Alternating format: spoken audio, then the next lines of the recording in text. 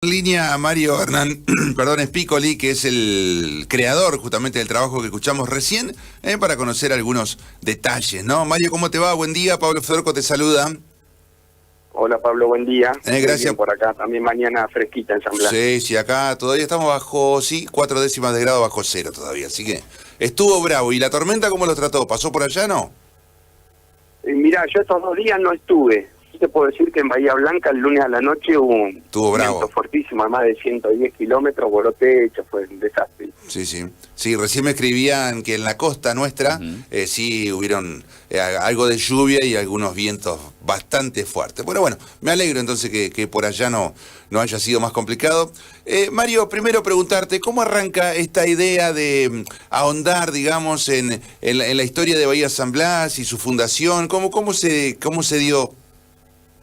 Y mirá, esto fue un poco la inquietud de Daniel Rochetti. Yo, bueno, por formación soy médico veterinario y a partir del trayecto pedagógico he dado clases de biología y siempre por interés de ciencias naturales me dio un día un libro de Alcides de Orbigny, que es un naturalista francés en su época, hasta creo que más importante que Darwin. Había visitado nuestra isla y bueno, que lo leyera, que me iba a gustar y de hecho hasta bien marcadito me dejó el capítulo de su estadía acá en San Blas y a partir de eso hice un primer video, pues me interesó mucho, sobre todo para difundirlo acá entre la comunidad educativa y después, a partir de eso Daniel fue induciéndome a que había, que la fecha que teníamos no era certera y a contarme todos los datos. Daniel creo que está acá hace más de 50 años y tiene muchísima cantidad de libros y de información que, a la medida me iba contando, me dice, tendrías que fijarte, yo, déjame ver, vamos a investigar un poco.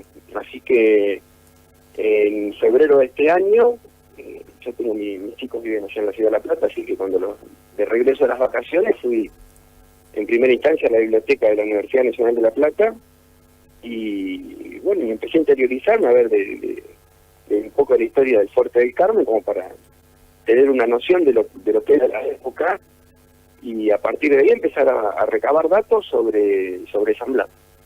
Bien. Y a partir de este trabajo pudimos, creo que la importancia que tiene es generar una trazabilidad de lo que fue. Y yo siempre aclaro, porque cuando hablamos de Bahía San Blas, y sobre todo en la historia, se habla en general de la Bahía Negada, que nosotros en particular somos la isla de Jabalí, como para llevar más precisiones. ¿Jabalí con B corta? Exactamente, Jabalí con B B corta. Para que vea que miré en detalle el informe, ¿no? Te agradezco.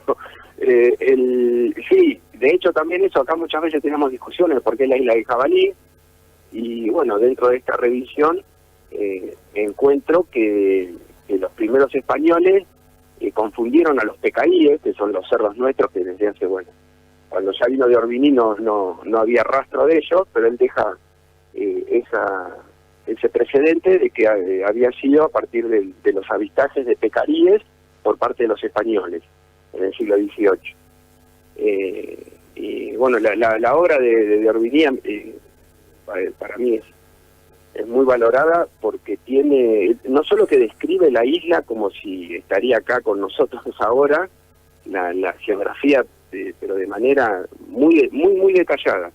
Y y entre esas cosas cita fauna como el ciervo de las pampas y un montón de fauna que ya no tenemos más.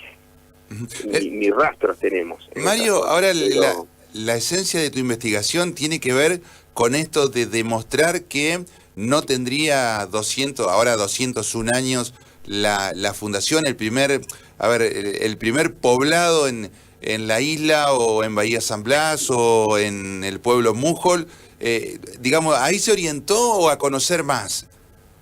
Exacto, sí, cuando se había tocado el tema con la fiesta de los 200 años y demás, ahí comentaban, pero que era y que no era, a ver, es desde el momento de que hay una ordenanza vigente, partiendo de esa base, pero después, al interiorizarnos sobre lo que es el pueblo, surge este trabajo. Es decir, lo que te contaba recién, el trabajo la importancia que por lo menos yo le doy, es que se ha podido hacer una trazabilidad de la tierra, que las tierras siempre tuvieron un propietario. Desde, digamos, volvemos a la base de Alcide de Orbigny, en 1829, él viene a la estancia propiedad del señor Alfaro. Y describe, bueno, que hay 3 ranchos de aspectos muy miserables, en la entrada que sería digamos, sobre el continente, del otro lado del Paso Seco. Con una aguada, bueno, le describe toda la perfección. Y en realidad la isla de Jabalí, él lo describe como que era un corral perfecto para la cría de ganado, porque estaba circunscrito por agua, no había habitantes cerca que pudieran robarse el ganado, y entonces lo da como que tenía buenas condiciones. Esas mismas condiciones las describe el coronel don Ambrosio Kramer en diciembre de 1821. Lo mismo, recorre esta zona, describe esos mismos 3 ranchos, las mismas aguadas, y obviamente en su periplo por la isla describe la calidad de los pastos, que era apto para la cría del ganado y demás. Y de ahí se saca la fecha actual, se saca de ahí entonces, de ese 1821. No, la ordenanza toma, yo no andé mucho en eso, pues ya te digo, Bien. yo me dediqué a buscar certezas sobre pobladores dentro de la isla de Jabalí. La ordenanza creo que se basa sobre cartas de, por lo menos lo que pudimos hablar con gente del museo, sobre cartas que el comandante José Gabriel de la Oyuela le envía a Rivadavia, bueno, diciéndole que tomaba, o pidiéndole alrededor de 50 hombres para formar una dotación para proteger los recursos naturales que estaban siendo desde hacía años usufructuados por gente que no aportaba nada de otros países. A partir de eso, creo que es que ponen la fecha. Pero bueno, en realidad esos 50 hombres no vinieron nunca. Yo siempre digo, por eso arranqué estudiando el contexto político, social, económico y territorial de lo que era el Fuerte del Carmen. Nosotros estamos hablando en 1820, esto estaba aislado, no teníamos comunicación por tierra, solamente era la comunicación marítima. Entonces, bueno, a partir de ello, de la Oyuela hace un censo que arroja 471 habitantes y 15 libertos. O sea, 15 esclavos recuperados que habían recuperado su libertad. Bien. Exacto. O sea, era muy poco probable que destinaran 50 hombres para hacer algo a 100 kilómetros del Fuerte del Carmen, cuando la vida en esa época creo que no superaba los 30 kilómetros a la redonda. Ya después tenías asentamientos indígenas, bueno, y otra serie de factores que no daban para desproteger el fuerte, porque convengamos que estaban rodeados y asediados permanentemente por el acecho indígena. Si bien había indios alrededor, que eran los indios amigos con los que se comercializaba desde antaño, no con todo era lo mismo. Después tenían los indios detrás de la cordillera que, bueno, hacían sus expediciones y arrebataban todo ese ganado que podían, y las producciones no solo de esos indios amigos, sino también de los pobladores del Fuerte del Carmen. Bien. ¿Y por qué? Por eso digo, Sí. en ese momento la vida pasaba, o el progreso estaba por las costas del Río Negro, es decir, Río Negro hacia arriba. De hecho, yo la bibliografía que he consultado para entender cómo venía, todo te habla de lo mismo, de 1820 hasta 1840 creo que fue, se fue extendiendo la frontera y bueno, fue inmanejable, no se pudo defender y se retrotrae prácticamente a 1820 y pico, 1830. Bien. Vos sabés que yo estaba mirando recién, Mario, por ejemplo, poniendo en Google, porque como veía todo este material que vos nos decías, que está documentado, Digo, bueno, y vos me hablaste tanto en estas charlas previas, no, porque vos mirás en Google, buscás en Google, bueno, entonces puse Fundación San Blas y arranco con Wikipedia, me dice Fundación 18 de abril de 1881. ¿Sí? Miro otra programación, festejo por los 108 aniversarios el 1 de octubre. Me dice que el 18 de octubre, que es cuando arranca la temporada, que es la fecha que yo tengo, digamos, es la inauguración de la Fundación del Pueblo. Hay un montón, digamos, igualmente en la información que está desordenada. Claro. Como que Bueno, uno de los principales, de lo que son las tecnologías de la información y la comunicación, cuando por ahí nos toca hablar del tema, sobre todo con el tema de alumnos, es siempre clasificar y observar de dónde viene la información, porque todo está sustentado. Si vos te fijas en lo de Wikipedia, lo que se hace referencia con esa fecha fue del primer organismo oficial asentado en la zona, que es lo que hoy es prefectura. Eso, hay un informe de 1999 donde se le pide a la Secretaría de Museo o Historia, no sé bien cómo se llama, de la prefectura, informan eso, que en esa fecha se había destinado a un encargado, 6 marineros y una embarcación acorde para regular los movimientos, porque lo que es el puerto, esa es otra, como te dice la aclaración de Bahía San Blas, otra cosa es cuando hablamos del puerto de San Blas.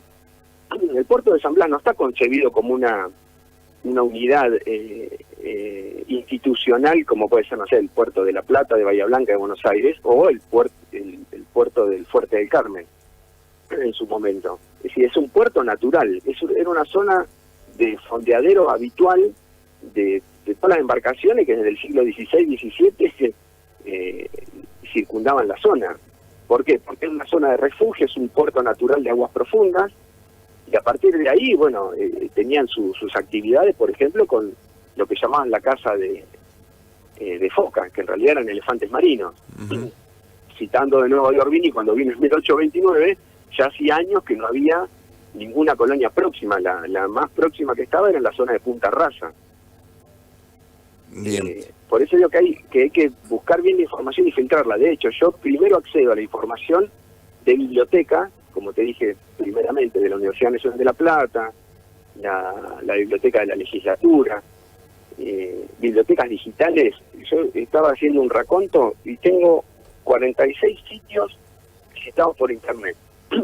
Así que imagínate, y de cada sitio tenías otros sitios vinculados. Entonces lo que hay que filtrar bien, yo primero me basé en toda la bibliografía que iba encontrando y tratando de buscar esos datos que yo quería plasmar en este informe que se pudieran certificar. O sea, que vos, yo te cito el informe de coronel don Ambrosio Kramer, y si vos lo googleás, lo vas a encontrar. De hecho, cuando yo lo encontré en papel, lo busqué y lo encontré por internet, y cuando se lo comento a Daniel, yo estaba en La Plata en ese momento, Daniel automáticamente lo buscó, lo compró, y creo que se lo mandaron de Francia. Uh-huh. Mario, te hago una consulta. Ustedes, digamos, con todo este informe, pretenden llevar la documentación al Consejo Liberante y que se cambie la fecha de fundación. ¿Esa es la idea final? Mirá, en principio fue darlo a conocer. Yo, ese video que vos viste, esa información, yo la terminé en principios de junio. Se había arrancado en febrero, lo terminé en principios de junio. Y esto sigue, viste, se siguen aportando datos, se siguen encontrando más datos. De hecho, yo el dato principal, que para mí eso ya es suficiente para entender de lo que es un pueblo, porque a ver, si nosotros hacemos esta trazabilidad de principios del siglo XIX a principios del siglo XX, que cómo fue pasando de mano en mano, de propietario en propietario, avalado por las leyes que lo regían, con los informes catastrales de la provincia de Buenos Aires, hasta que uno de los dueños, que es Julio Mulhol, solicita la aprobación al gobierno de la provincia de Buenos Aires para la creación de un pueblo sobre su propiedad en la isla de Jabalí. Y ese papel que me lo proveyeron de la biblioteca del Ministerio de lo que era Obras Públicas antes, ahora no me acuerdo cómo quedó la denominación, donde está la resolución del registro oficial de la provincia de Buenos Aires, donde consta 15 de diciembre de 1908, la aprobación definitiva del gobernador en ese entonces, Ignacio Darío Irigoyen. Eso te iba a preguntar, si el 1908 que marcan ustedes tenía día y mes. ¿Me voy a quedar con eso? ¿15 de diciembre? ¿Tendría que ser? 15 de diciembre de 1908, pero a ver, no es una fecha que está librada al azar, es digamos, la autoridad competente sobre tierras de la provincia de Buenos Aires, que era el ministro de Obras Públicas, Ángel Echeverri, a instancia del gobernador, al revés, el gobernador resuelve a instancia del ministro de Obras Públicas autorizar con replanteo, porque en una primera instancia se había presentado una planificación que, bueno, no habían contemplado la creación de edificios públicos y espacios públicos como plazas y demás. Hacen ese replanteo con planos y esos planos son los que aprueban el Poder Ejecutivo. O sea que hay una resolución del Poder Ejecutivo, que es el que dice el 15 de diciembre de 1908, si le autorizamos al señor Muljo un campo de su propiedad en Patagones, aclaro entre paréntesis, San Blas, a la creación de un pueblo. O sea, si estamos hablando de la creación de un pueblo, denota determinadas características, y bueno, dentro de estas características está esto, la resolución del Poder Ejecutivo. Bien, Mario, yo creo que no reviste lugar a discusión.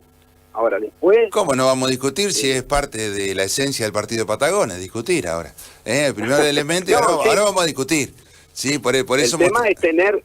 elementos. No, pero obviamente porque esto engrandece a las personas, las relaciones interpersonales y los puntos de vista y demás siempre nos mejoran nuestra calidad de vida. Pero estamos hablando de, si vamos a decir que no, ¿cuándo se crea un pueblo? ¿Y quién crea un pueblo? Bueno, sí, hay distintas formas. Hay pueblos que sobre terrenos fiscales se han hecho asentamientos y a partir de esos asentamientos después, bueno, dijeron, bueno, esto es un pueblo, ¿qué hacemos? Y bueno, nos declaramos como pueblo. ¿Y a partir de cuándo? Y bueno, ¿qué hecho relevante tenemos? Pero acá nosotros tenemos... Mario, yo me tengo que ir, mirá, voy 10 minutos retrasado con el informativo y tengo 9:30 un visitante, por eso tengo una visita. Está bueno, pero creo que quedó en claro ya la presentación. Los felicito por el trabajo, los felicito, la verdad que es por lo menos lo vamos a empezar. A nosotros nos atrapó el conocerlo. Bueno, por supuesto que vamos a hablar también con la gente del museo para a ver si esos elementos con los que se contaron con anterioridad llegan a este nivel de documentación. Está bueno debatirlo y después... a mí lo que más me llamó la atención fue eso de que alguien me expresara de los participantes como que el intendente iba a dejar a criterio del pueblo que resuelva cuándo va a ser la fecha de la fundación. Me pareció descabellado. No lo hablé con el intendente Sara. Por ahí hubo un malentendido. Yo lo primero que hice cuando tuve esta información con Daniel Rochetti y Andrés Lavecchia, que fue el que nos hizo el nexo con la gente del museo, fue presentárselo al museo. Con la intención... como, digamos, institucionalmente de avalar lo que nosotros habíamos encontrado, pero como una formalidad, porque ya te digo, están los hechos al alcance de todos en las distintas bibliotecas digitales y cualquiera los puede certificar.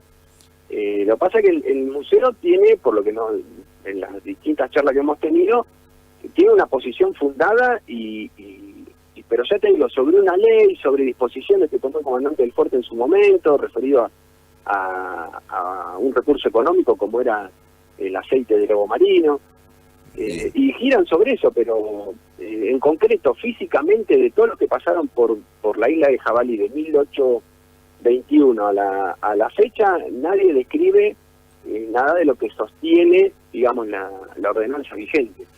Mario, te mando un abrazo grande, te agradezco muchísimo. Dale. Gracias por la atención. No, por favor, que tenga buen día. Igualmente, hasta luego. Bueno, ahí estábamos hablando con Mario Espécoli, vecino de Bahía San Blas, y bueno, parte de este gran informe, ha laburado muchísimo, así que ahí planteamos el tema. Tengo que ir rápido a la pausa porque estoy súper retrasado con informativo, y dentro de un ratito, en 17 minutos, comenzamos a charlar con Huarte Colombila aquí en la radio. Búscanos en redes. @Patagonia 905. Canal de YouTube Radio Patagonia. Línea directa 2920 27 60 62. www.radiopatagonia905.com.ar